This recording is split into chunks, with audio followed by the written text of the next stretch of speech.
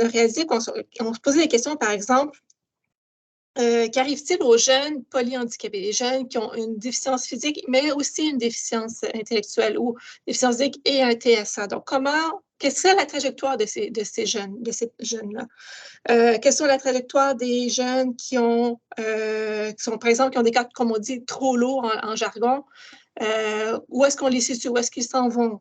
Un autre questionnement qu'on avait sur la comorbidité. Comment intervenir avec les jeunes qui ont une déficience, mais aussi un trouble de santé mentale. Donc, on voit dans les différents enjeux qu'on a vus jusqu'à présent auxquels les équipes font face, on voit des enjeux de communication entre les différents acteurs autour des programmes TEVA, communication entre les centres de réadaptation et le milieu scolaire, entre les centres de réadaptation et le milieu communautaire.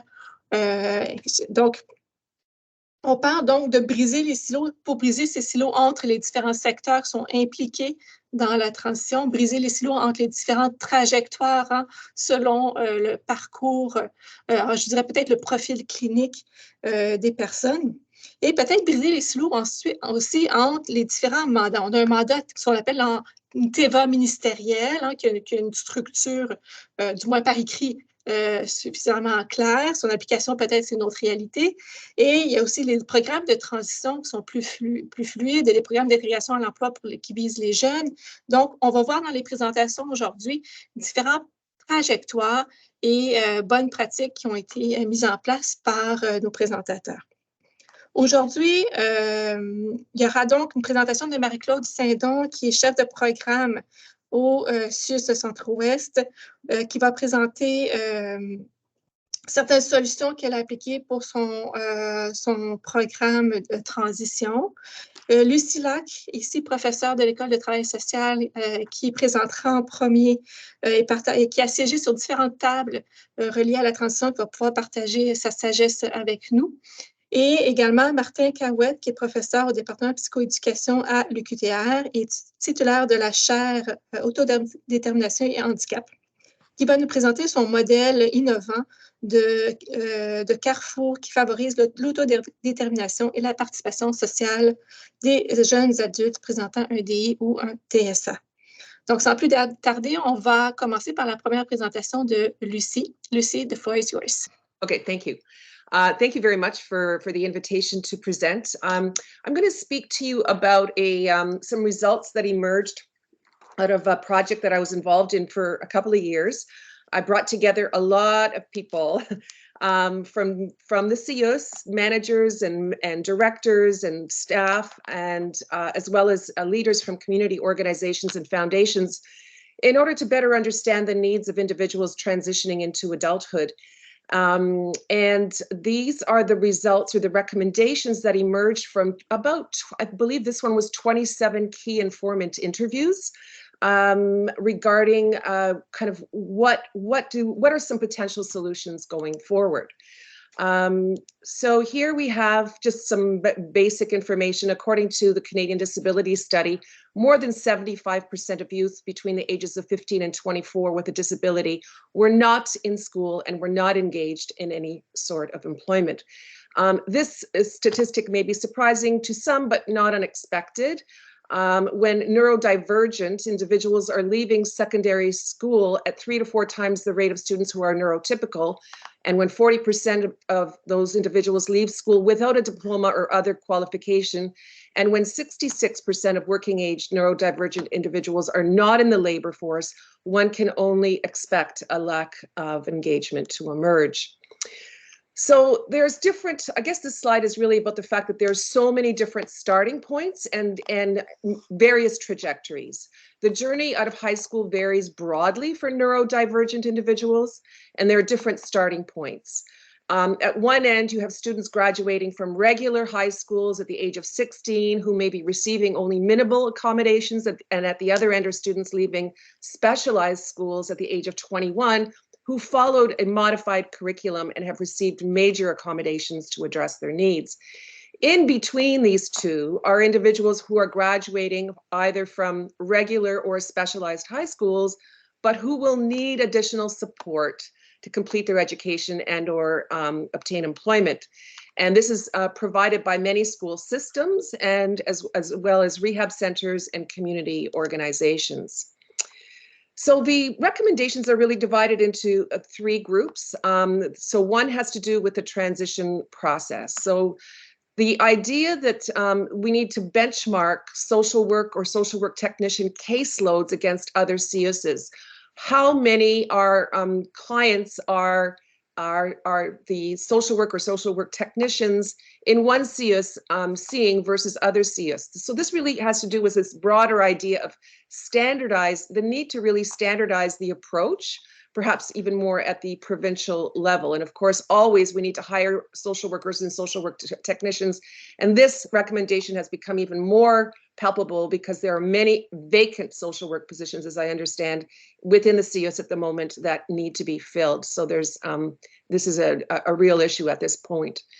The other second recommendation has to do with the idea of developing a transition program. I appreciate that there is one that's currently at the MAB Mackay for people with physical disabilities, but the Transition program we've heard about. The idea that there is a program that people register in that addresses the needs of this population, the DITSA DP population, not only of those individuals, but the focus has to also be on their families. The idea of accompaniment by social workers on this journey out of high school through a transition program would kind of put this idea of transition, heighten the awareness and the importance of this very vulnerable developmental period. Also what was identified was a need for creating training modules for onboarding new social work technicians into a community of practice. And I was interested to see that was in the briefing notes that I received from this CIUS. So there's a real interest in developing a community of practice around transition. These modules could alert social workers and social work technicians to the unique needs of neurodivergent individuals and their families during transition, and a potential partnership to consider in housing these training modules is something called ECHO Quebec, which I can speak about later. This idea that we need to visually develop models that visualize what the potential pathways are for neurodivergent individuals that they can follow after leaving high school, making this visible to them and to their families.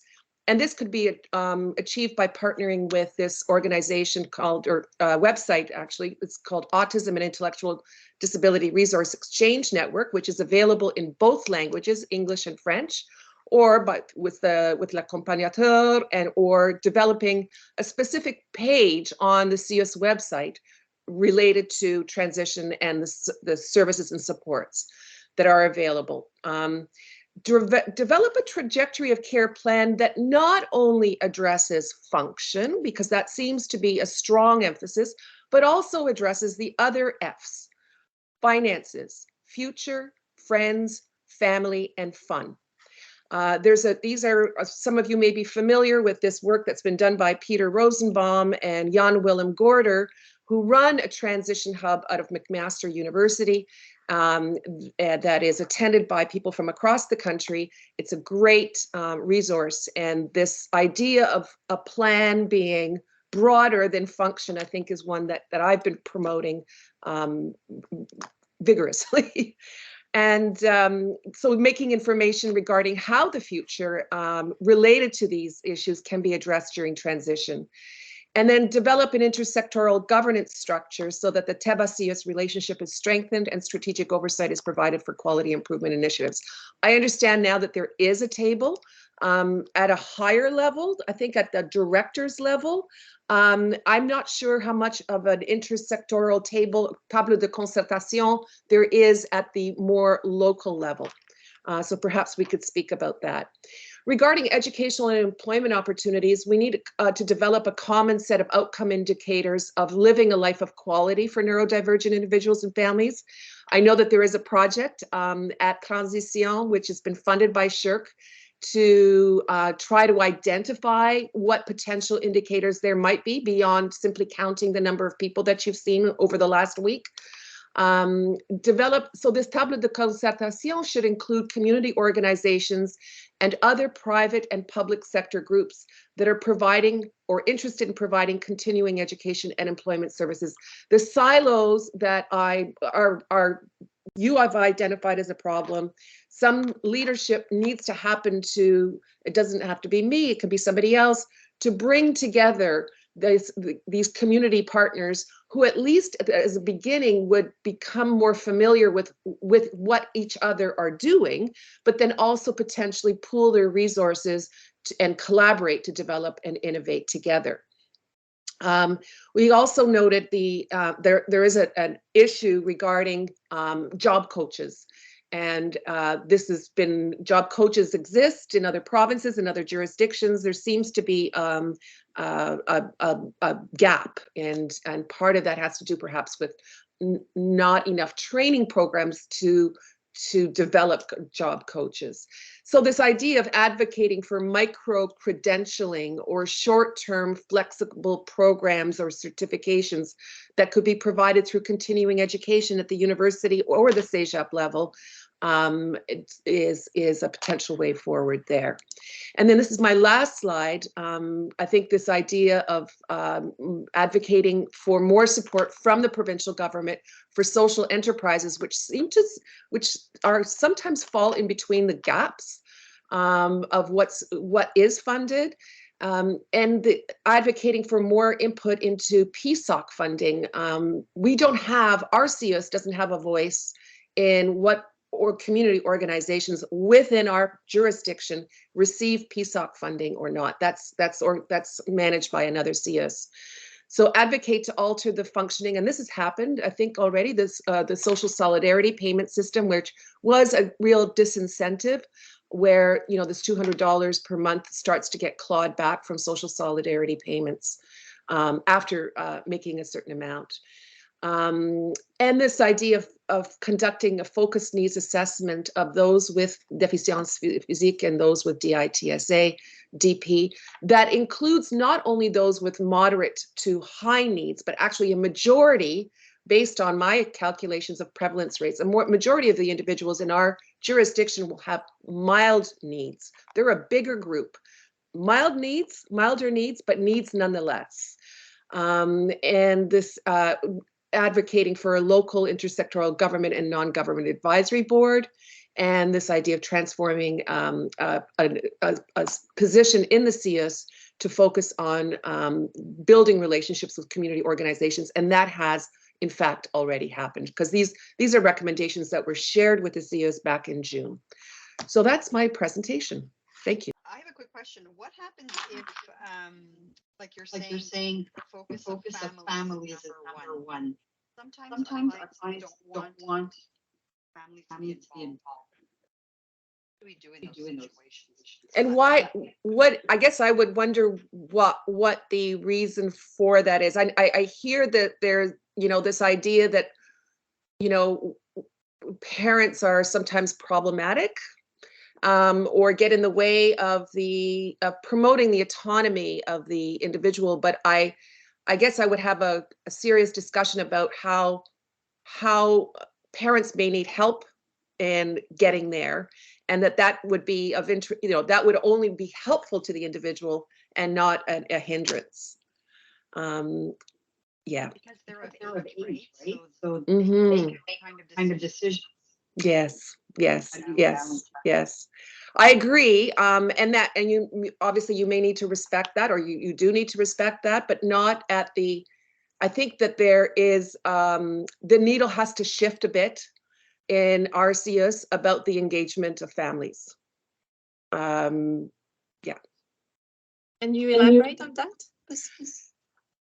Oh, yeah, I would. I do work outside of this area, and I see families being much more engaged in ways that I don't see here. And I've tried to make sense of why, and I've had conversations with the directorate and with the managers in the CEUS about that. And it has to do with, kind of approaches, but it also has to do with, in other words, the emphasis is on the client. We need to work with the client and the extent to which the family or parents are also seen as part of the client system. Yeah. Thank you. Does that answer your question, Enza? Yes, thank you very much. So going back to the, is it the 6F? I counted how many Fs you had. Yeah, it is now 6. It was 5, but now it's 6. Yeah, that's what I thought. I know one of the challenges in our Transition with X program is when you deal with all these different facets, you need a multidisciplinary team. But the issue is you need to be adaptable to the needs, the diversity of needs. So when you do group interventions, for example, which is the case of transition, it becomes challenging for clinicians to adapt each time and to rethink the group intervention according to different levels of needs for each group or for each person. Mm-hmm. Absolutely, and I think that's the challenge of delivering services in a group format. It's, you know, you have to get the right people together that have kind of common issues, common to the extent that that's possible, and sometimes that's not. Yeah. But it's certainly at the individual level, what I'm advocating for is a larger emphasis on building a life of quality for the individual that is focused on, you know, includes function, but also includes those other things as well. And in fact, Jan Willem Gorder and Peter Rosenbaum have developed some great tools for developing a plan of action around these sorts of things. And I can certainly track those down for if people are interested. Great. Yeah. Thank you. Jennifer, I think you had a question. Jennifer Greer. Hi, Jennifer. Hi there. So I put it in the comment. Thank you for all the information. It's really important. Sorry, my dog's barking. I never work from home. It's very rare. She's very excited.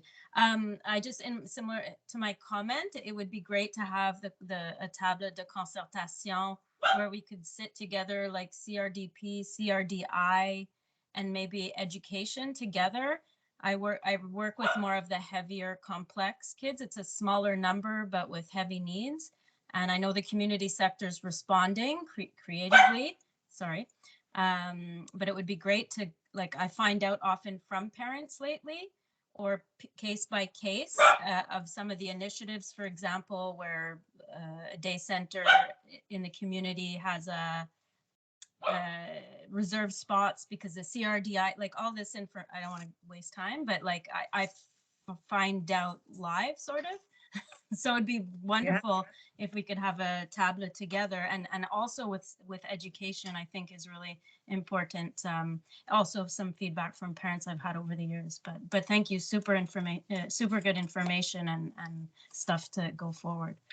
How would you, I think this is super important. Like, this is a way of breaking down the silos is, you know, that somebody take the initiative and bring people together on Zoom. You know, it's amazing what happens. You send out an invite and people show up, right? Yeah. I guess for me, it's more, I don't know if my manager's here today, but for me, it's more, especially the link with education. It's like, I don't know what politics are involved and at what point, you know, it's not my mandate. So I guess, but maybe it's giving me ideas for like proposals to put forward from the ground up. Yeah, awesome. Thank you.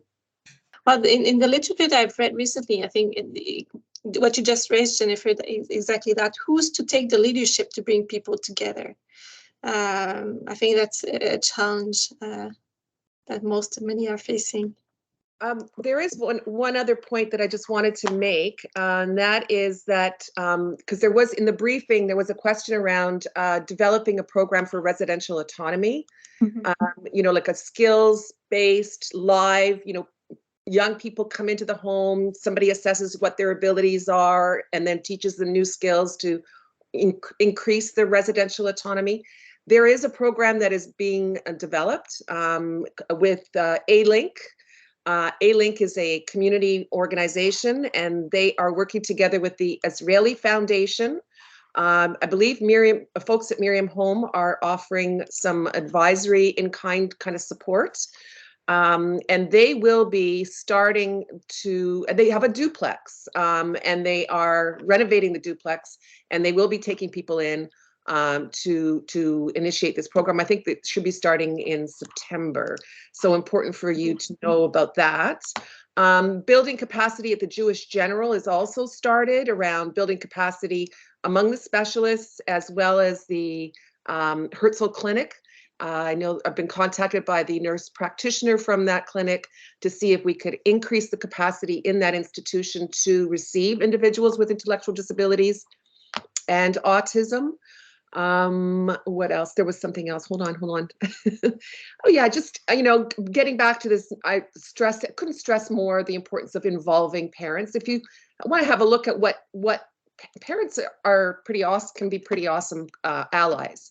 If you look at, there's a Family Support Institute in BC, and their website is that they provide peer-to-peer or parent-to-parent mentoring. Important role about psychiatry. So we do have a whole report on mental health and psychiatry and access to psychiatric services. The Jewish General has identified somebody who is now providing consultation at Miriam Home, to mostly been focused, I believe, on the residents at Miriam Home, but slowly increasing, I believe, access to those who are living in the community and not as part of the residences. But it's somebody with an expertise and interest in this population, which is new. That's great. So things are moving. So yes, let's hope there. So you've been dropping Lucy different websites and resources. So I'll make sure to follow up with you so I can share them with everyone afterwards. Yes, that's a great idea. Bonjour Martin. Bonjour. Alors, je ne sais pas, comme invité externe, si tu arrives à partager, c'est un PowerPoint à partager. Oui, c'est bon, je vais pouvoir le Parfait. partager. D'accord. Je te laisse le terrain. Parfait, donc je vais tout de suite partager. Voilà, je pense que c'est... Donc, vous devriez avoir sous les yeux, en fait, le document que je vais utiliser pour ma présentation. Bien, merci beaucoup de l'invitation. Donc, je suis Martin Cahouette, professeur en psychoéducation à l'Université du Québec à Trois-Rivières, titulaire de la chaire autodétermination et handicap, donc une chaire où on travaille sur différents axes, toujours avec l'autodétermination en trame de fond, notamment l'axe des activités communautaires et socio-professionnelles. Donc, ce que je présente aujourd'hui au niveau du carrefour socio-professionnel, c'est en fait un projet qui a démarré il y a quand même de ça un certain temps, en fait, à la demande du ministère de la Santé et des Services sociaux et de l'Office des personnes handicapées du Québec. Il y a un appel, en fait, qui a été fait pour développer, en fait, un projet de recherche autour d'une réponse optimale aux besoins d'inclusion dans la communauté au travail de personnes qui sont considérées les plus éloignées du marché du travail. Donc, de personnes, en fait, qui peuvent soit présenter un polyhandicap, avoir une déficience intellectuelle sévère, ou du moins qui ont des défis importants qui les gardent plutôt loin du marché du travail. Donc, évidemment, ça, c'était en 2018. On a remis un rapport en 2019 autour de cette question-là qui nous a amené en fait à développer un modèle qui est le modèle de carrefour socio-professionnel que je vais vous présenter aujourd'hui. Modèle qui depuis aussi a été expérimenté, je dirais ajusté, notamment dans la région de Québec. Donc, c'est un peu au global, je vais vous présenter, étant donné le temps que j'ai, un peu quelle était cette idée de carrefour socio-professionnel qui répond bien, je pense, aux enjeux qui ont été nommés dans le tout début de rencontre, soit le fait de briser les silos entre les différents acteurs qui sont concernés par la question de l'inclusion en emploi et dans la communauté. Donc, bien évidemment, quand on regarde là, juste quelques données, là, parmi toutes les personnes en situation de handicap, celles qui présentent une déficience intellectuelle ou autiste sont encore sous la moyenne des personnes même en situation de handicap qui présentent des incapacités pour ce qui est de l'inclusion en emploi. Donc, c'est à la fois le défi de l'accès, à la fois le défi du maintien à l'emploi et j'ajoute tout de suite que l'enjeu des transitions est important. Donc, je sais que vous vous concentrez davantage sur la transition de l'école vers la vie adulte. Mais évidemment, quand il est question d'emploi, les transitions vont être multiples au cours de la vie adulte. Donc, ce n'est pas une transition qui s'arrête. Et assez rapidement, c'est devenu un enjeu majeur de dépasser ce qu'on a appelé une certaine logique de placement. C'est-à-dire que, bon, un jeune adulte qui a 20, 21 ans, il y a une opportunité d'inclusion dans des activités de jour ou d'inclusion dans des activités de travail et voilà, c'est réglé, il va y rester. Alors que ce qu'on voyait beaucoup plus, c'était des personnes qui, après quelques années, avaient d'autres besoins, mais n'étaient pas accompagnées à nouveau dans les transitions, en fait, subséquentes pour se diriger peut-être vers une nouvelle activité professionnelle ou un autre type d'environnement qui correspond davantage aux besoins. Donc, le modèle d'organisation du carrefour socio-professionnel, en fait, est devenu un modèle pour nous permettre de répondre aux besoins des personnes qui ont une déficience intellectuelle ou autiste, mais surtout de les accompagner, en fait, dans la transition. Donc, l'idée, en fait, ça a été de dire, on va mobiliser, concerter les différents acteurs pour leur permettre d'accueillir la personne plutôt que la personne se retrouve au sein d'acteurs qu'elle a à concerter. Autrement dit, plutôt que la personne ait à cogner à différentes portes pour trouver soit du côté du réseau de la santé, des services sociaux, de l'éducation, par exemple, ou du réseau de l'emploi, réponse à son besoin, on va faire en sorte que ces acteurs-là se retrouvent au même endroit de façon à ce que lorsqu'elle se présentera, lorsque la personne nommera ses besoins, elle puisse être accueillie au même endroit et que ce seront les partenaires, en fait, qui feront le travail de cibler comment chacun à leur façon, ils peuvent répondre aux besoins des personnes.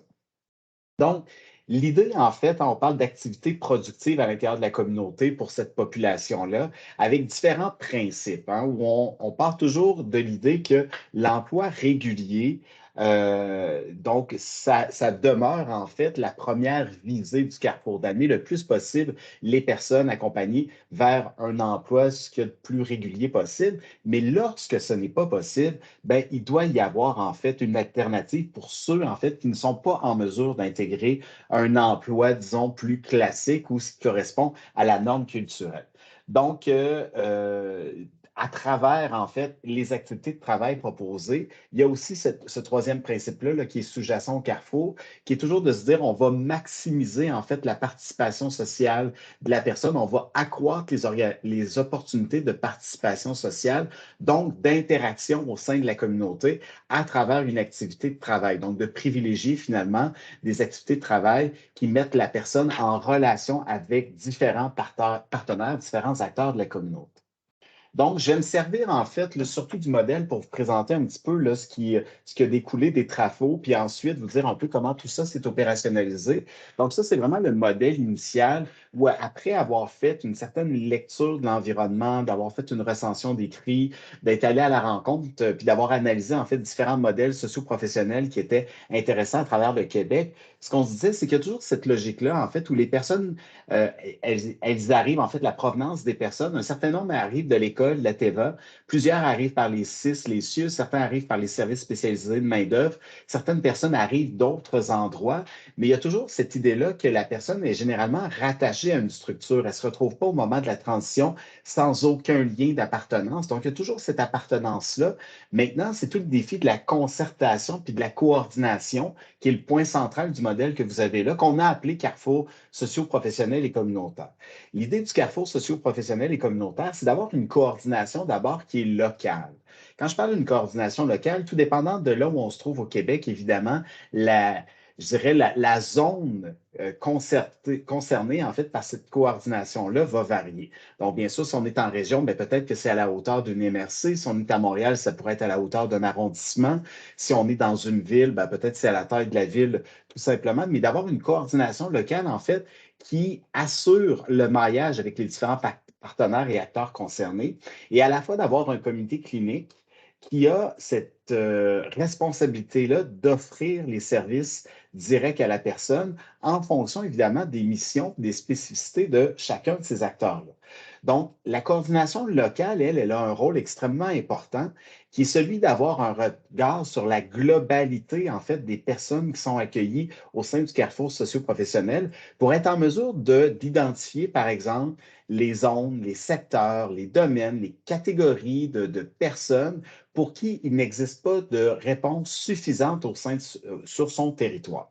Donc, si par exemple, je me retrouve au sein d'une MRC dans une région et que dans cette MRC-là, on se rend compte que les opportunités, par exemple, de formation sont insuffisantes pour les adultes qui ont une déficience intellectuelle, bien, c'est le rôle du coordonnateur de la coordination locale, en fait, de repérer ce besoin-là et lorsque c'est possible, de le ramener à un niveau plus régional, de façon à assurer le développement des services ou des réponses qui ne sont pas suffisantes pour les besoins des personnes. Donc, évidemment, ce travail-là va amener les personnes aussi, en fonction de leur profil, vers différents types d'orientation. Là, ici, il ne faut vraiment pas voir les orientations comme étant fixes ou figées. Ce sont vraiment que des exemples où les différents profils, en fait, nous ont été fournis un peu par le ministère de la Santé et des Services sociaux qui avait déjà travaillé là, avant la mise en place de cette étude-là à l'identification de certains profils de besoins. Donc, il y a un premier profil qui est le profil des personnes qui vont se diriger davantage vers un emploi régulier ou adapté. Donc, des gens pour qui la trajectoire les amène vers le marché de l'emploi. Ça ne veut pas dire qu'ils n'ont pas besoin de soutien, mais c'est des gens qu'on va chercher à intégrer dans un emploi avec ou sans mesure de soutien, ce qu'il y a de plus régulier, disons. Le profil 2, c'est le profil des gens qui ont besoin de développer leur employabilité. Donc, des gens qui ont encore besoin d'acquérir un certain nombre de compétences, qui ont peut-être besoin de passer par des stages ou par d'autres activités de formation pour éventuellement se rapprocher davantage de l'intégration en emploi. Le profil 3, c'est le profil, en fait, qui posait le plus grand défi quand on a commencé l'étude. C'est les gens qu'on va orienter, je dirais, de façon classique vers ce qu'on appelle les plateaux de travail. Donc, des gens qui vont se réaliser à travers des activités contributives par le travail ou encore par des activités de bénévolat, mais qui n'ont peut-être pas un niveau de performance par rapport à la tâche suffisant pour éventuellement intégrer un emploi. Du moins, c'était l'impression qu'on avait à la base avant de commencer cette étude-là, parce qu'après être allé voir dans différentes régions du Québec qu'est-ce qui se passait, ce qu'on s'est rendu compte, c'était que parfois, selon les opportunités offertes, on faisait en sorte que les gens correspondent aux offres qui sont là, plutôt que d'ajuster l'offre aux besoins des personnes. Donc, on s'est rendu compte qu'il y avait quand même plusieurs personnes qui se retrouvaient, par exemple, sur des plateaux de travail ou dans des contextes d'activités contributives par le travail, qui n'avaient pas nécessairement accès, qui auraient pu se retrouver en entreprise, par exemple, mais que l'opportunité de les accompagner, de leur faire vivre une transition vers ce type d'emploi-là n'était pas possible. Le profil 4, c'est les gens qui sont les plus éloignés du marché du travail, les gens qui ont peut-être des besoins plus importants, personnes polyhandicapées, en fait, pour qui, par exemple, on imagine davantage des réponses de type centre d'activité de jour. Donc, à droite, comme je le disais, vous avez certains types d'orientation, entreprises inclusives, entreprises d'apprentissage, etc. Ici, ça correspond davantage aux orientations qu'il y avait lors de la première expérimentation qu'on a fait de ce modèle-là, du côté notamment de la Ville de Québec, où en fait, on a mis en place, on a concerté les différents partenaires de façon à mettre en place le carrefour socio-professionnel. Je vois le temps qui file, donc je vais aller peut-être avec certains éléments clés, je dirais, qui ont été importants parce qu'avec l'objectif que vous avez de briser les silos, moi, comme chercheur, j'ai été impliqué dans la mise en place du carrefour socio-professionnel, un élément assez rapidement qui a pris place, en fait, pour que ce projet-là puisse se mettre en place. En fait, on avait besoin d'acteurs qui proviennent des différents réseaux, éducation, santé, services sociaux, emploi, travail, solidarité sociale et à certains moments, le transport également, puis d'autres acteurs. Des acteurs institutionnels, des acteurs communautaires également, mais on a eu surtout besoin de ce qu'on a appelé un tiers neutre. Puis je dirais qu'à certains moments, la recherche a servi un peu ce rôle-là. Le tiers neutre, pour le désigner tout simplement, c'est celui contre personne qui est fâché. Le chercheur, là, on avait une certaine neutralité dans le projet. Dans le cadre de ce projet-là aussi, il y avait une fondation qui était impliquée. Donc, le fait d'être ceux qui animaient cette espèce de concertation-là évitait en fait de mettre à l'avant-plan, par exemple, des enjeux passés. Pour ne pas le nommer, entre l'institutionnel, par exemple, et le communautaire, ou entre l'institutionnel et l'éducation, où il y a pu y avoir des enjeux où parfois, assez rapidement, on finit par se pointer puis se reprocher les uns les autres ce qui s'est passé. Mais là, au final, en cherchant à développer un modèle puis à mettre en place ce modèle-là, il fallait nécessairement que chacun sorte un peu de sa zone de confort, puis avec une animation qui était plus neutre, en fait, portée par un tiers qui, lui, n'était pas investi, par exemple, d'une dette passée, ça a facilité, en fait, cette coordination. Je vais y aller rapidement peut-être, puis je vais prendre des questions tout de suite après. Quelques leçons apprises. Ça nous a pris environ quand même une année complète juste pour l'étape de la concertation, la mise en place du carrefour socio-professionnel. Dans cet accompagnement-là, le développement d'un langage commun a été vraiment nécessaire. Nommer les choses, en fait, puis mettre les mêmes choses derrière les mots, le fameux répertoire partagé là, quand on parle de communauté de pratique, ça a été vraiment essentiel dans la première année.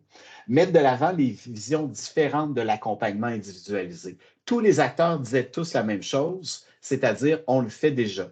Donc, même la pertinence du carrefour était remise en question parce que tous les acteurs disaient oui, mais on s'en occupe. Et la vision différente de l'accompagnement, ça a permis de mettre de l'avant ce qu'on a appelé les angles morts de chacun des partenaires. Tout le monde a l'impression de tout faire pour la clientèle, mais tout le monde a dans son angle mort une partie de la clientèle, en fait, qu'il ne voit pas, qui n'apparaît pas sur son radar. Ça a été particulièrement, je dirais, présent chez les partenaires qui venaient davantage du milieu de l'emploi, du réseau de l'emploi, qui, eux, avaient vraiment l'impression de répondre à tous les besoins sans prendre conscience de tous les besoins, en fait, qui émergeaient pas sur leur table de travail. Le partage des pouvoirs a été extrêmement important assez rapidement, notamment entre les acteurs communautaires et institutionnels, de dire, s'il y a un carrefour, en fait, comment est-ce qu'il va s'orchestrer pour que le pouvoir soit partagé puis que chacun puisse contribuer au développement des services, puis évidemment, la collaboration entre les différents partenaires, en fait, comment on va la nourrir, puis quelle forme tout ça va prendre, ça a été un élément important de la première année. Donc, en référence, en fait, je vous ai mis la référence du rapport qui est paru en 2019 qui annonçait le carrefour. On est sur le point d'avoir un deuxième rapport qui va sortir, un rapport sur la mise en œuvre dans la région de Québec, en fait, du carrefour socio-professionnel, les leçons apprises, quelques éléments qui ont évolué par rapport à tout ça. Donc, je vais m'arrêter ici parce que je suis conscient que le temps est limité, mais je vais être bien heureux d'accueillir les questions s'il y en a. Merci beaucoup, Martin. J'aime bien cette idée de tiers neutre. Ça justifie pleinement ma job et puis la direction des affaires académiques et l'éthique de la recherche. Alors, est-ce qu'il y a des questions ou commentaires dans le chat ou lever la main virtuelle? Oui, je vois. Oui, Jennifer qui applaudit. Geneviève, tu as des questions? Geneviève Lisée.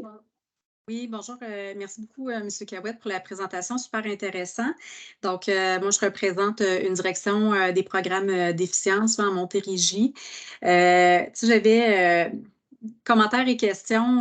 On est beaucoup là, dans l'implantation de la gamme de services. Donc, je ne sais pas si ça avait été au cœur et à même de lire. Donc, je trouve ça super intéressant, une trajectoire axée vraiment sur l'usager, sa famille, puis que les intervenants se collent à l'usager, non pas que, comme vous l'avez bien nommé, que l'usager a cogné à différentes portes. Ça s'inscrit aussi dans la loi 10, donc d'une responsabilité populationnelle, puis d'offrir des soins de proximité. Donc, c'est super intéressant. L'exemple que vous nommez à Québec, là, qui a été implanté à Québec, moi, je serais très preneuse pour avoir un petit peu plus d'informations là-dessus. Donc, c'est peut-être pas la plateforme là, ce midi, mais j'aimerais bien, je ne sais pas si c'est possible qu'on vous contacte plus tard à un autre moment là, pour avoir un petit peu plus d'informations là, sur les bons coups, les moins bons coups dans l'implantation, qu'est-ce qui a bien marché là, dans cette formule-là. Oui, ben, tout à fait. Puis, on va avoir un rapport, en fait, sur cette expérience-là. Je veux nommer aussi que ce modèle-là était beaucoup inspiré de ce qui se fait du côté de l'Abitibi-Témiscamingue. Donc, le modèle MFTA de ce côté-là, qui est extrêmement intéressant, là, puis est une inspiration très forte par rapport au carrefour socio-professionnel. Évidemment, sur papier, comme on l'avait développé en 2019, l'expérimentation nous a amené un certain nombre d'ajustements et c'est tout à fait correct aussi. Je vais peut-être juste dire par rapport à la gamme de services, effectivement, la gamme, elle vient définir vraiment le rôle du réseau de la santé des services sociaux, des services de réadaptation sur ce plan-là. Maintenant, c'est vraiment toujours le travail de concertation puis de coordination qui devient l'enjeu. Puis pour travailler sur la question socio-professionnelle, mais aussi sur la question de l'habitation, c'est un peu les mêmes enjeux. Hein. C'est-à-dire qu'il y a un certain moment où, appelons ça comme ça, le territoire du réseau de la santé se termine. Et là, il y a d'autres acteurs, en fait, qui entrent en ligne de compte, qui ne sont pas nécessairement spécialisés en déficience intellectuelle ou en autisme, mais qui ont à ce moment-là un rôle à jouer. Mais la mise en commun, en fait, de ces acteurs-là, puis l'espèce de coordination-là, elle n'existe pas, ou en tout cas, du moins, elle est complexe à opérationnaliser. Et ce qui a été intéressant aussi là-dessus, c'est que tous les partenaires nous disaient souvent, bien, effectivement, c'est intéressant que chacun puisse avoir un rôle à jouer, mais quand venait le temps de penser à un modèle là, périn par rapport au Carrefour, de dire quel modèle, en fait, va être mis en place pour pérenniser tout ça, généralement, on relance tout aussi rapidement la balle vers le réseau de la santé et des services sociaux. Et comme on disait, il y a un certain paradoxe où les gens disent, oui, c'est quelque chose qui est communautaire, qui doit être plus large que le réseau, mais quand vient le temps de le coordonner, ça retourne souvent dans le terrain de jeu du réseau de la santé. Donc, ça appelle peut-être à un certain moment aussi à revoir un peu la méta-organisation dans le secteur du handicap, de la déficience intellectuelle ou de l'autisme. Quand on développe des modèles résidentiels ou des activités socio-professionnelles, bien, ça ne peut pas être juste l'affaire du réseau de la santé, puis on ne peut pas lui demander de tout coordonner, surtout des éléments qui se rapportent à des services qui sont ensachés dans d'autres ministères. Là, il y a vraiment une complexité là. Fait que le fameux tiers neutre dont je parlais tout à l'heure, bien, il devrait exister aussi à un niveau d'organisation des services plus élevé. Je le nomme souvent, si vous m'avez déjà entendu, mais moi, je trouve que ça questionne toujours le rôle de l'OPHQ par rapport à ça, puis par rapport à cette espèce de coordination-là à un niveau plus macro qui pourrait exister. Je bois vos paroles. Merci énormément. Puis, il y a Mme Lac aussi dans sa présentation précédemment qui mentionnait les PSOC. Dans nos directions de programmes d'efficience, on reçoit des enveloppes budgétaires pour des places, mais on ne finance pas les infrastructures. Donc, c'est difficile. On pourrait aller en appel à projet, mais on ne peut pas financer une bâtisse. Donc, il y a vraiment un arrimage, comme vous le dites, là, à un niveau méta là, à faire. Super intéressant. Merci beaucoup. Martin, souvent, quand on réfléchit à l'organisation de services, on pense au financement, comme le mentionnait Geneviève. Est-ce que la question de financement expliquerait en partie la réaction des organismes communautaires en disant merci au réseau qui est full financé, c'est à eux de s'organiser et de l'idée? Bien, il y a deux niveaux là-dedans, en fait. Il y a un niveau, effectivement, cette question-là revient, le réseau de la santé par les programmes ça qui finance les organismes communautaires, notamment, avec qui il faut s'entendre, il faut se concerter, mais en même temps, on est l'agent payeur d'une certaine façon. Donc, ça vient complexifier cette relation-là. Ça, c'est un premier niveau. Mais il y a un deuxième niveau, je pense, qui n'est pas souvent mis de l'avant, puis qui est un enjeu réel par rapport au financement. Et là, on remonte vraiment plus haut au niveau de l'État. Mais c'est-à-dire que quand l'argent est séparé entre les différents ministères, bien, cet argent-là, elle doit être mis en œuvre par rapport aux missions de ce ministère-là. Donc, quand on tombe, par exemple, sur une question comme celle du travail, ce serait la même chose pour l'habitation, bien, le réseau de la santé doit rester dans ce qui est sa mission santé et services sociaux. Donc, quand on tombe sur des projets ou des besoins de certaines personnes, et c'est le cas particulièrement des personnes qui sont en plateau de travail, où on se dit, bien, certaines sont tellement efficaces en plateau de travail à un certain moment qu'on pourrait faire des expériences, par exemple, d'intégration en emploi. Là, cette espèce de projet-là, pilote, qui pourrait exister, qui pourrait nous permettre d'orienter vers l'emploi des personnes qui sont sur des plateaux de travail, très difficile à opérationnaliser parce que les fonds, en fait, sont à la frontière de deux ministères. Et il n'y a pas d'organisme porteur, en fait, qui pourrait recevoir ce financement-là pour venir opérer, par exemple, une espèce de service qui serait à la fois mitoyen entre les besoins de santé, de services sociaux et les besoins de soutien pour s'intégrer en emploi. Donc ça veut dire que même à un niveau très macro, pour que ça puisse s'opérationnaliser sur le terrain, bien, un jour ou l'autre, il va falloir revoir, en fait, comment, au niveau de l'État, tous les budgets dédiés au secteur, appelons-le le secteur handicap plus largement, est organisé pour qu'on cesse, en fait, de se demander est-ce que c'est dans ma mission ou pas, mais plutôt est-ce que ça répond à des besoins réels ou pas. Et ça, c'est un autre enjeu de financement, je dirais, qui est assez complexe, puis qui impacte réellement les gens sur le terrain, mais qui se joue pourtant là, à un niveau beaucoup plus élevé. Là. Donc, notre questionnement de briser les silos, il faut le penser encore plus haut que juste sur le terrain. Finalement, c'est intéressant. Oui, tout à fait. Okay. Merci beaucoup, Martin. J'espère que tu restes avec nous. Oui. On va poursuivre avec Marie-Claude. Je te vois. Oui, je te vois là. Parfait. Marie-Claude, Oui, là. c'est à toi. C'est bon. Bonjour tout le monde. Merci de m'avoir invité. Vous voyez bien ma présentation? Oui, c'est bon. Ça va? OK. Donc, voilà, alors je suis Marie-Claude Saint-Don, je suis chef d'administration de programme au Centre de réadaptation Lethbridge Layton Mackay. Je suis au site Lethbridge. Donc, je vais vous parler de déficience physique, comment nous avons organisé nos trajectoires, en fait, de transition en déficience physique. Alors, je vais vous faire juste un bref survol de qu'est-ce que le centre LLM, comme on l'appelle communément, nos services de transition, et on a identifié également certains enjeux et des solutions qu'on a trouvées au fil du temps. Le centre de réadaptation Lethbridge Layton Mackay, en fait, c'est un centre de réadaptation en déficience physique pour une clientèle adulte. Par ailleurs, nos services de transition peuvent être offerts à partir de 15 ans pour certains services, donc les services qui ne sont pas disponibles dans les milieux pédiatriques, comme si un jeune a besoin d'une évaluation de la conduite automobile, s'il a besoin d'être suivi, vu par un conseiller d'orientation, alors c'est possible de les recevoir avant l'âge de 18 ans. La déficience physique inclut, bon, évidemment, la déficience motrice. On inclut également la déficience auditive, la déficience visuelle et la déficience langagière. La transition au CRLLM, donc, ça date pas de maintenant. Ça fait quand même quelques années qu'on a commencé à rencontrer, en fait, à offrir un service de transition qu'on appelle la transition de soins. Donc, en 2004, au site Lethbridge particulièrement, on a commencé à faire des liens avec les hôpitaux pédiatriques, les centres de réadaptation pédiatrique également, principalement pour la clientèle spina bifida, la DMC, donc les déficits moteurs cérébrales, et l'arthrite juvénile. En 2018, il y a le programme Transition qui est né, en fait, au site Mackay. Et en 2022, donc depuis le printemps dernier, nous avons formellement une personne qui est désignée là, pour la TEVA, donc la TEVA DP, ce qu'on appelle la TEVA ministérielle. Je voulais vous donner une petite définition, en fait, concernant les types de transition. Donc, quand on parle de transition de soins, la Société de rhumatologie du Canada a une belle définition, je trouve, sur qu'est-ce que c'est la transition des soins.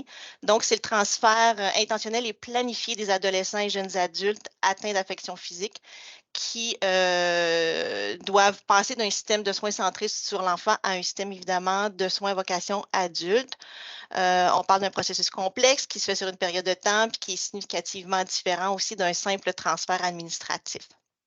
La TEVA ministérielle, je pense que probablement que tout le monde connaît la définition de la TEVA, la transition école-vie active, telle que définie par le ministère de l'Éducation. Donc, c'est une démarche également planifiée, coordonnée, concertée entre le milieu de l'éducation et les soins de santé. Donc, les mots-clés ici, c'est approche planifiée, intentionnelle et évidemment concertée entre tous les acteurs, autant à l'interne qu'à l'externe. On a également le programme Transition, mais je ne vous en parlerai pas plus aujourd'hui. Isabelle Cormier a fait la présentation là, lors du dernier atelier. Alors, voilà pour nos services de transition au CRL-LM. Je trouvais ça important de distinguer dans le pratico-pratique, si on peut dire, au niveau de l'approche transition de soins versus la TEVA ministérielle, parce que, comme je vous dis, on offre vraiment les deux en parallèle. C'est en bout de ligne un service qui va être semblable, mais différent. Donc, la transition de soins, c'est un continuum de services, comme je vous disais, des hôpitaux ou centres de réadaptation pédiatrique vers les soins adultes. La TEVA ministérielle, on le sait, c'est quoi au niveau de la transition école-vie active. La transition de soins, c'est également une initiative des centres de réadaptation et des hôpitaux. Le ministère, la TEVA comme tel, c'est le ministère de l'Éducation et de l'Enseignement supérieur. Donc, transition de soins, c'est transition entre secteur de la santé, deux secteurs de la santé, TEVA ministériel, c'est entre le milieu de l'éducation et celui de la santé, qui peut parfois engendrer des enjeux, on va le voir tantôt, différents. Donc, notre transition de soins, comme je vous l'ai déjà mentionné, elle est établie depuis plusieurs années. Donc, on a quand même acquis, je pense, une belle vitesse de croisière ici, notamment avec la clientèle arthrite juvénile. Donc, les jeunes, il y a plusieurs, en fait, cliniques par année de transition avec l'équipe de rhumatologie ici. Les cliniques, en fait, impliquent le médecin qui va les voir en adulte, une bonne partie de l'équipe de rhumatologie qui va être présente aussi pendant cette journée-là pour rencontrer le jeune. La famille est toujours invitée également dans ces rencontres-là. Et l'infirmière aussi du milieu pédiatrique qui va être là à la rencontre pour favoriser la transition. Alors, il y a plusieurs, comme je disais, il y a plusieurs journées transition, cliniques transition dans l'année ici. Les rencontres de transition peuvent commencer à l'âge de 15-16 ans, mais la transition de soins comme telle va avoir lieu à l'âge de 18 ans. Donc, les prérequis, évidemment, avoir un diagnostic en déficience physique. Ce sont les mêmes critères d'inscription de tous nos programmes et la référence est faite par le centre pédiatrique. La personne ressource, pour ce qui est de la transition des soins, c'est vraiment pris en charge par chaque programme, dépendamment du diagnostic du jeune. Alors, c'est chacune des coordonnatrices cliniques ici qui va organiser avec le milieu pédiatrique la transition, qui va organiser la rencontre et tout ça. Et les jeunes sont évidemment identifiés par les centres pédiatriques. La TVA ministérielle, sa mise en place, comme je disais, est plus récente, donc on est encore en train d'organiser, d'essayer de briser les silos et d'avoir une approche plus concertée et coordonnée avec nos partenaires. Donc, on suit vraiment les rencontres, le principe TVA 3-2-1. Alors, on peut commencer à assister aux rencontres de transition à 18 ans, mais la transition comme telle va avoir lieu plus vers 21 ans. Encore là, c'est un diagnostic d'épée, mais pour la clientèle TVA ministérielle, on va inclure évidemment la déficience auditive, déficience visuelle et déficience langagière. C'est les écoles qui vont initier la transition et qui vont nous référer, nous demander en fait d'assister aux rencontres de transition là, avec soit la travailleuse sociale du CLSC, les enseignants qui sont impliqués aussi dans la démarche du jeune, intervenant pivot à l'école. Alors, les rencontres de transition se font de cette façon-là. Et en fait, c'est la répondante TVA qui a été ciblée pour le CRLLM. C'est une personne du programme évaluation et orientation au travail du site Lethbridge, donc le programme de retour au travail, où on a des conseillers d'orientation sur l'équipe aussi, qui vont participer à l'occasion à ces rencontres-là. Donc, j'ai séparé, en fait, on a regardé les enjeux différents, de deux angles différents. Les enjeux clinico-administratifs, si je peux dire. Donc, on a, à l'occasion, eu des références en double. Donc, soit que le jeune est référé par son médecin de famille, en même temps, le TS du CLSC va le référer, l'hôpital Provençal va le référer. Donc, ça nous est arrivé là, à plusieurs occasions d'avoir des références en double. La coordination communication à l'interne, pour nous ici dans le CIUS avec nos collègues en DITSA également, donc et aussi avec les milieux scolaires. On a eu aussi, surtout dans la transition de soins, des jeunes qui sont arrivés à l'âge de 25 ans, qui avaient eu un gap, pas de service en finissant là, leur épisode de soins en pédiatrique. Et là, on les voit quelques années plus tard. Dépendamment des diagnostics, des conditions, ça peut avoir un impact quand même assez majeur s'il y a un trou de service. Donc, on a fait face à ça là, il y a quelques années. Processus et procédures internes qu'on a eu à arrimer et à définir également, et les doubles et triples diagnostics. Donc, ça, c'est un enjeu particulièrement important parce que, dépendamment des diagnostics, des ADV, la déficience auditive visuelle, les services ne sont pas offerts nécessairement tous au même endroit, dépendamment du territoire. Donc, l'ADP a un certain territoire, la DITSA a un autre territoire. Il y a un territoire commun, évidemment, mais il y en a qui vont se situer à l'extérieur de ces territoires-là. Donc, on doit s'arrimer à l'interne, mais en plus aussi, il faut arrimer, dans certains cas, les soins avec nos partenaires là, externes d'autres CIUS. Les enjeux clientèle, donc enjeux clientèle, ça fait surtout référence en fait à l'après-transition ou l'après-TEVA. Donc, c'est pas toujours facile de trouver des ressources pour aider les jeunes à s'insérer là, au niveau socio-professionnel, entre autres quand ils ont un diagnostic de DP. Et quand ils ont un double ou un triple diagnostic, évidemment, ça augmente le niveau de difficulté.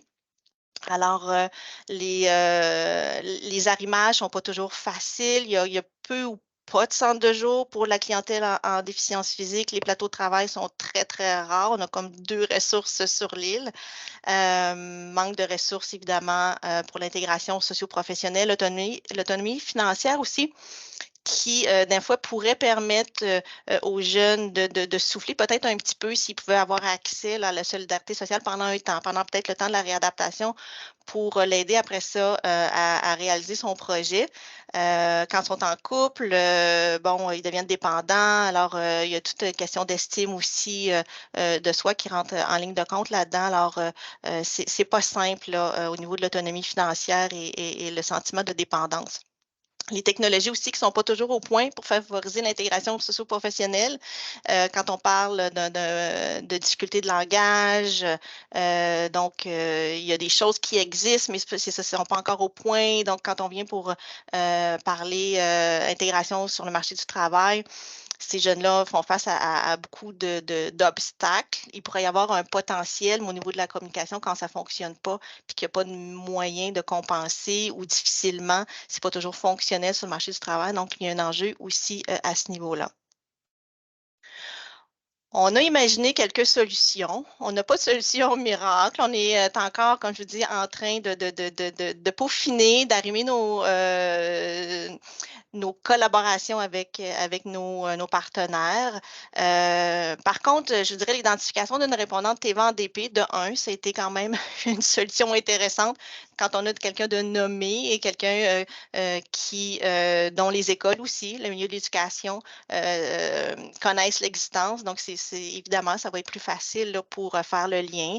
On a commencé à faire des liens aussi avec les différents programmes ici à l'interne, d'apprendre à connaître nos programmes et les programmes, si je peux parler en DTSA, entre autres, compte tenu qu'on a des dossiers qui sont communs à l'occasion. Donc, autant à l'interne qu'à l'externe.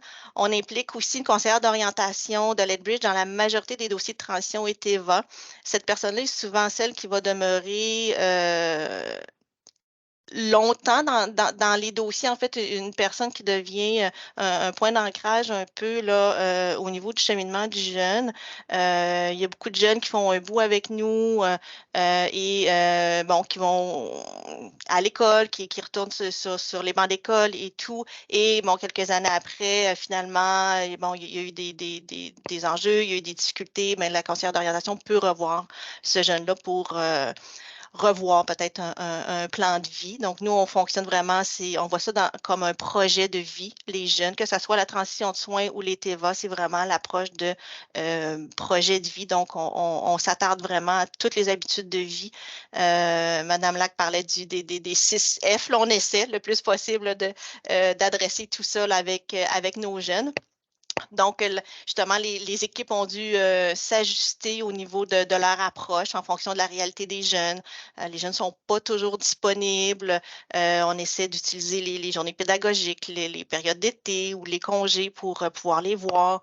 L'intensité aussi peut être différente et la durée du suivi, comme je disais, qui peut être un peu plus long compte tenu là, qui peuvent revenir à l'occasion. Donc, focus sur projet de vie, favoriser la communication entre les répondants TEVA. Ça, à l'interne, au niveau administratif, là, on a vraiment fait un gros travail dans la dernière année pour apprendre à se connaître, savoir qui sont nos collègues d'IDS, TSA, DP au niveau de la TEVA. Au niveau de la transition, on a mis sur pied un groupe de travail à l'interne. Donc, il y avait des représentants du guichet d'accès parce qu'il y a aussi cet aspect-là à considérer pour nous. Les répondants de TEVA, du Myriam et du CRLLM étaient présentes sur ce groupe de travail-là. Les gestionnaires du Myriam, du CLSC et de LLM également. On prévoit là, de faire des rencontres de suivi 4 fois par année.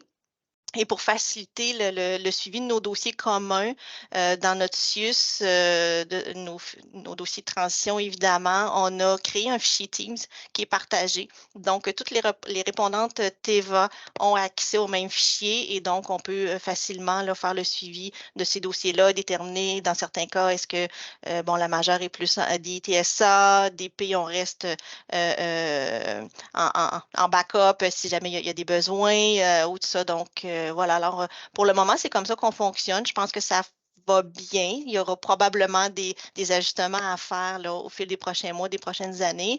Mais pour là, je pense que ça se passe bien.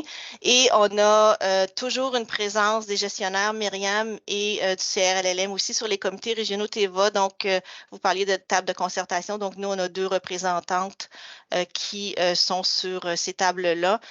C'est des tables dont on retrouve là, où on retrouve des représentants aussi des autres CIUS, mais également du monde de l'éducation. Donc, pour ces comités-là aussi, les travaux sont toujours en cours, mais les choses avancent. Donc, voilà. En bref, c'est la communication, d'avoir des gens nommés, identifiés, puis de demeurer présents pour les jeunes, leurs familles, là, tout au long de ce processus-là et de cette belle transition-là. Donc, voilà. Merci Marie-Claude. Marie-Claude, j'ai une question. Tu mentionnes là, le Teams qui a été mis en place là, pour assurer le partage d'informations à l'interne, mais j'ai aussi, par les autres ateliers, j'ai entendu parler aussi d'échanges informels qui se faisaient entre les CIUS, entre les équipes de transition et TEVA des différents CIUS. Est-ce qu'il y a des mécanismes de communication plus formalisés qui ont été créés avec les autres TEVA? Non, pour le moment, ben, mis à part la table de concertation, là, mais sinon, au quotidien, c'est plus si on a un dossier avec un CIUS en particulier ou une équipe d'un autre CIUS, bien évidemment, on va faire l'arrimage à ce moment-là. Là. Pour le moment, c'est à la pièce. Je peux peut-être en profiter pour dire que c'est vraiment un travail d'équipe hein, au niveau du CIUS. Là. Je vois Chantal, Isabelle et tout, là, on a travaillé ensemble là, vraiment fort pour. C'est pas juste une question de LLM, c'est vraiment notre CIUS là, au niveau de l'approche TEVA. Merci, Marie-Claude. C'était notre dernier.